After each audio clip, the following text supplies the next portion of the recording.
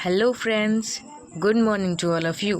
Welcome है आपका हमारे यूट्यूब चैनल पूजा में साथ साथ 9 में।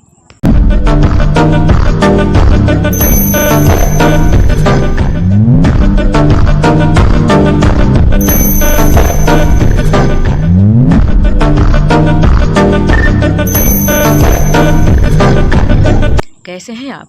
उम्मीद करते हैं कि आप अच्छे होंगे, अपने अच्छे से पढ़ाई कर रहे होंगे। तो आइए बिना देर किए आज स्टार्ट करते हैं। जो पढ़ने वाले हैं वो चैप्टर। सबसे पहले तो आपको बता दें कि अगर आप इस चैनल पर नए होंगे तो सब्सक्राइब करना बिल्कुल ना भूलें और अपने दोस्तों के साथ शेयर करना भी ना भूलें, ताकि उनको भी ये जो अर्थ है उसको समझ में आ सके और अपने एग्ज़ाम में अच्छी तरह से लिख सकें।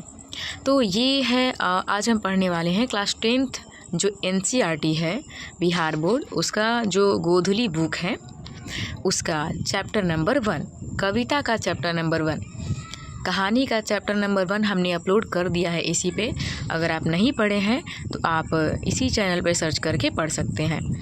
तो आइए हम देखते हैं रैदास। सबसे पहले तो आपको बता दें कि जो रैदास हैं उनको संत रविदास शिरोमणि के नाम से भी जाना जाता है। और रैदास जो थे वो बहुत ही अच्छे कवि रह चुके हैं और निर्गुण भक्ति धारा के ये कवि थे। आपको बता दें कि ये मूर्ति पूजा और ये जैसे जो दिखावा होता है, ठीक है, इन सब चीज़ों में वो भरोसा नहीं करते थे। इन्होंने इसमें 2 पद लिखा हुआ है। जो पहला पद है उसमें हम पढ़ते हैं कि किस चीज़ के बारे में इन्होंने लिखा हुआ है। देखिए, पहला लिखा हुआ है, कैसे छूटे राम नाम रट लागे। ठीक है, तो जो पहला लाइन है उसमें रैदास जी ने और श्री राम के प्रति जो अपनी भक्ति है उसको दिखाते हुए लिखा है कि हे प्रभु श्री राम, मुझे आपसे बहुत प्रेम है, मैं आपसे बहुत भक्ति करता हूँ और अब आपका नाम मेरे मन से छूटना, ठीक है, बहुत मुश्किल हो चुका है।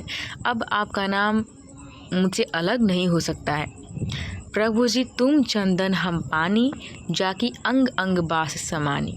इन्होंने लिखा हुआ है कि हे प्रभु श्री राम, जिस प्रकार से चंदन और पानी एक दूसरे के लिए बहुत मूल्यवान है, अलग अलग दोनों का कोई मोल नहीं होता है, उसी तरह से आप चंदन हो और हम पानी है।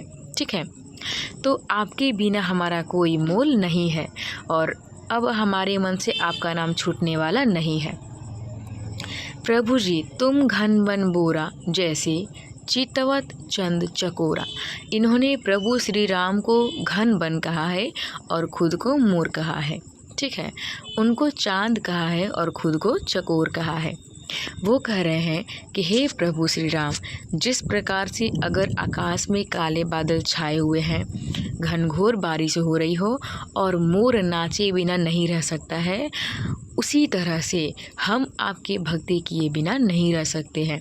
हमारे जो जीवन लीला है वो आपकी भक्ति में ही समाप्त होने वाली है। हम आपके भक्ति किए बिना नहीं रह सकते हैं। जैसे चितवत चंद चकोरा, आपने चकोर पक्षी का नाम सुना होगा।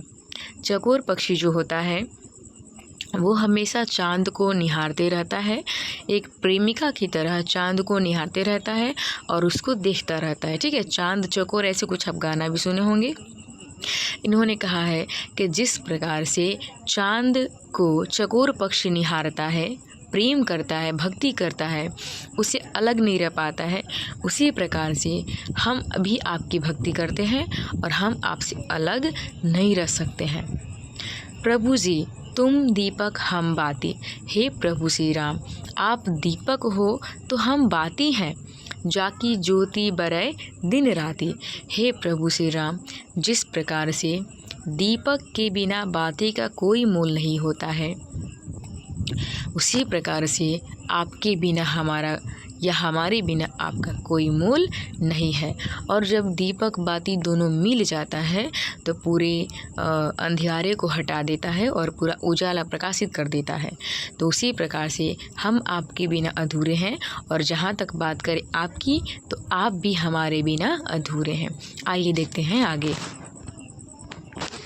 आगे लिखा हुआ है, प्रभु जी तुम मोती हम धागा, जैसे सोनहि मिलत सुहागा। कहने का मतलब ये है कि हे प्रभु श्री राम, जिस प्रकार से मोती और धागा एक दूसरे की पहलू हैं, मोती को अगर हटा दिया जाए तो धागे का कोई मोल नहीं होता है, और धागे को हटा दिया जाए तो मोती का कोई महत्व नहीं होता है। उसी प्रकार से हम आपसे एक मोती की तरह, एक धागे की तरह लिपट चुके हैं। अब आपसे अलग होना बहुत मुश्किल हो गया है। प्रभु जी तुम स्वामी हम दासा, ऐसी भक्ति करे रैदासा। जो रैदास हैं वो प्रभु श्री राम की भक्ति करते हैं और वो कहते हैं कि हे प्रभु श्री राम, आप स्वामी हैं और हम नौकर की तरह हैं, फिर भी आपके बिना हमारा अब जीवन लीला नहीं है। तो अभी हमने पहले जो पंक्ति दिया था उसमें हमने ये पढ़ा कि जो रैदास हैं वो प्रभु श्री राम की भक्ति करते हैं और वो इस तरह से इस कदर से उनकी भक्ति करते हैं कि अब उनसे अलग होना उनके लिए बहुत ही मुश्किल हो चुका है। उन्होंने भगवान श्री राम को चंदन कहा है तो खुद को पानी कहा है। उन्होंने भगवान श्री राम को घन यानी कि घना बादल कहा है तो खुद को मोर कहा है। उन्होंने भगवान श्री राम को चांद कहा है तो खुद को चकोर कहा है। उनको दीपक तो खुद को बाती, उनको मोती तो खुद को धागा, उनको स्वामी तो खुद को दास। यानी कि जो रैदास है वो प्रभु श्री राम को काफ़ी ज़्यादा महत्व दिए हैं और वो ये भी बताए हैं कि आपके बिना मेरा कोई मोल नहीं है, ठीक है, और इसलिए मैं आपकी भक्ति को नहीं छोड़ सकता हूँ और इस जन्म में तो छोड़ना बहुत मुश्किल हो चुका है। देखिए, अगर आपको अर्थ समझ में आ गया होगा तो आप लिख सकते हैं समझाई हुई चीज़ों को, नहीं तो यहाँ पे देखिए अर्थ पहले से लिखा हुआ है, आप इसको स्क्रीनशॉट कर लीजिएगा तो आप अच्छे से लिख सकते हैं, ठीक है। देखिए अर्थ एक बार हम जो अर्थ है उसको एक बार हम पढ़ देते हैं क्या लिखा हुआ है। रैदास ईश्वर के प्रति अपनी आस्था प्रकट करते हुए कहते हैं कि हे प्रभु, तुमसे मेरा नाता कैसे टूट सकता है। लिखा हुआ है कि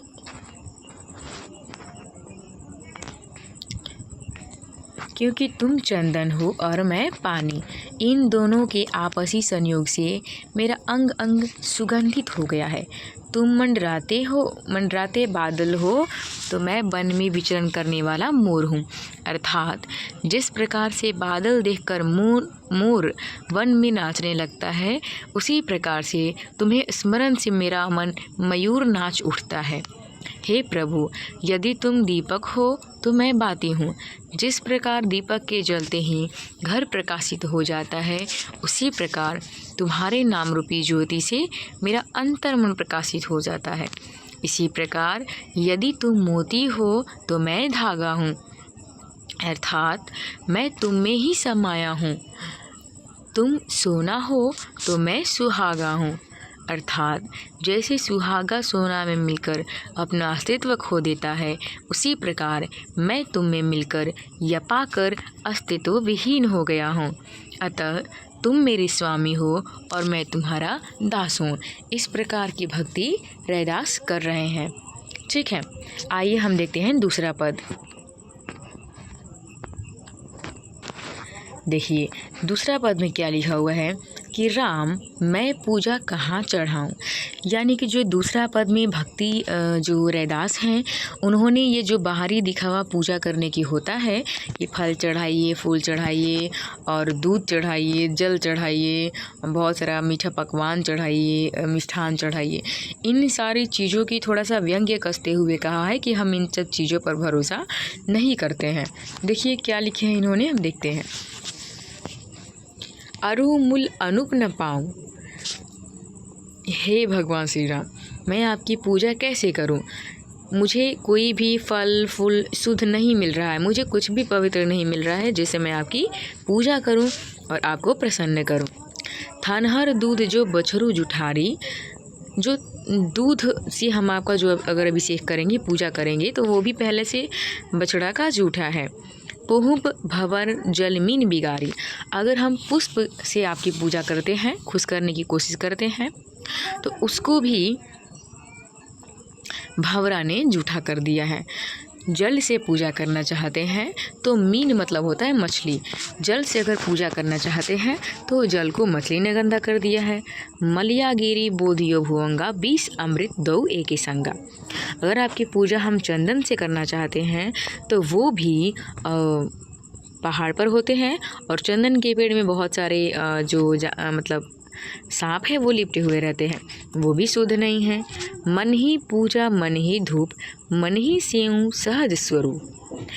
रैदास ने कहा है कि हे प्रभु श्री राम, इसलिए इस संसार में ऐसी कोई भी चीज़ नहीं है जो कि पवित्र है जिससे मैं आपकी पूजा कर सकूं। इसलिए मैं इन सब चीज़ों से दूर, मैं दुनिया के दिखावे से दूर होकर आपकी पूजा सिर्फ सच्चे मन से करना चाहता हूं। और पूजा अर्चा न जानू तेरी, कह रैदास कवन गति मेरी। रैदास कह रहे हैं कि हे प्रभु श्री राम, मुझे पूजा करना, अर्चना करना, भगवान को खुश करना, ये सारी चीज़ें बिल्कुल भी नहीं आती है। इसलिए मैं आपकी वंदना, मैं आपकी पूजा अर्चना कीर्ति सिर्फ मन से करना चाहता हूँ और आप मेरी पूजा को स्वीकार करिए।